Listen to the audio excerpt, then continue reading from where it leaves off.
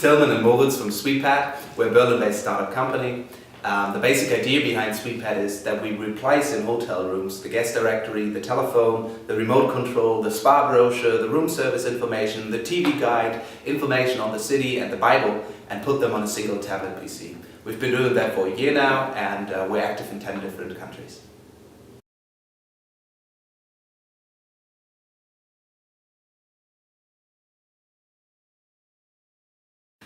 I guess hard work. That's what got us very far, and persistency, at least in the first year. I think if you pursue an idea, and as we did, then when we started off, we worked very hard, and we still work very hard at this, and we try to send a signal to our employees to work very hard as well. Because even if you're working at the wrong thing for a while, and that will happen. At least you're going full speed, and you will figure it out sooner or later, but you don't find out these kind of things if you go with a 30-hour or 40, 50-hour work week. Actually, let me rephrase that. Drive, I think, is the word we're looking for. It's not only work, that's true. It's also persistency. Drive.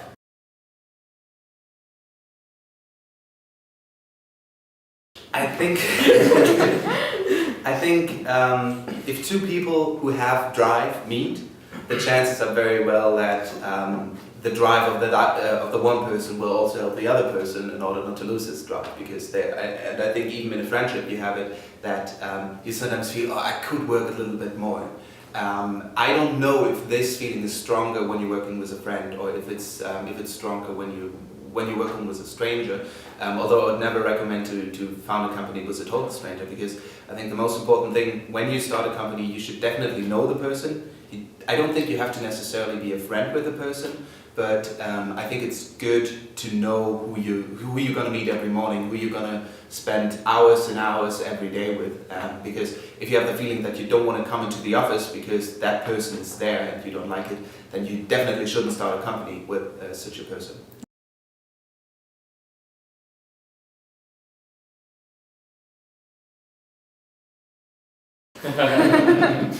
He was available. Thank you so much. No, Morris and I have known each other since our time here at Yahoo, and we got to know each other very well when we lived together. We also had a third roommate, and we also had other very close friends. But what I think what distinguished us was, I mean, when we worked together on some cases and paper, as you are right now, we had.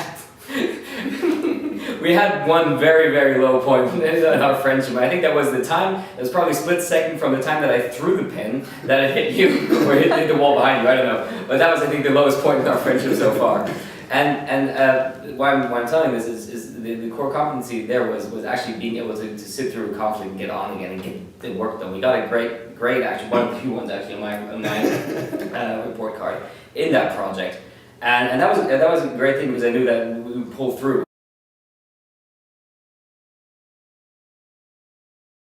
Yeah, we basically have that every day. I mean, every day you have small situations where you haven't talked about before, and things where things occur that need to be sorted out, and you don't always have a chance in the daily business to discuss it, the two of you, and then you take a decision together. But you have your own competencies and your own things that you have to think about, and sometimes the other person is of a different opinion, and then you need to talk it over. And what I can recommend is to talk those things over as soon as you can, because if it adds up to a list of things that might be on your mind, and you're not totally open with each other, then this will get bigger and bigger and bigger. And then I think this will lead to situations that can be severe problems for startups, because if the 2 or 3 startup founders cannot trust each other anymore, I think this is the very moment where the whole company breaks apart. And in order to prevent that, I can only recommend to talk those things over as soon as you can.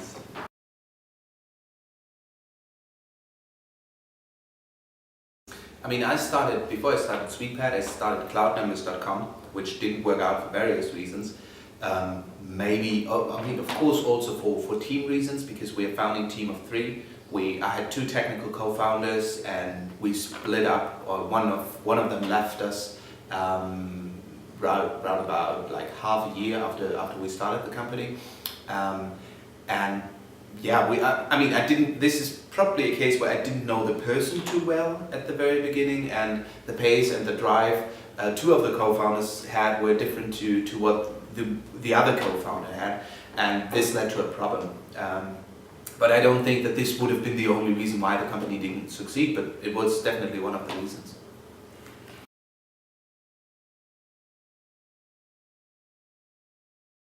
We noticed that inefficiencies started to occur. That was I think the best example of that is actually when employees have to talk things over with both of us.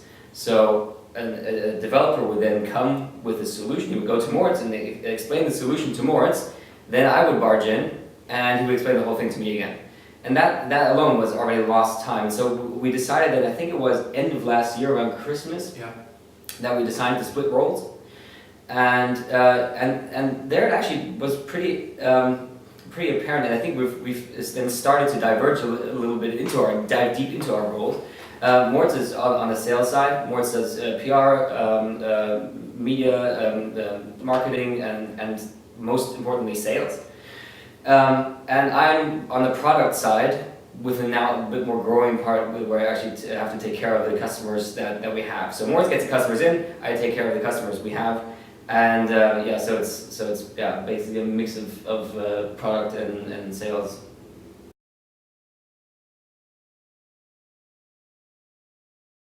It's a different level. If you guys talk, you guys are friends, but if you talk about your casework, suddenly your colleagues, you don't make that differentiation in your head. You're still talking to your friend about business.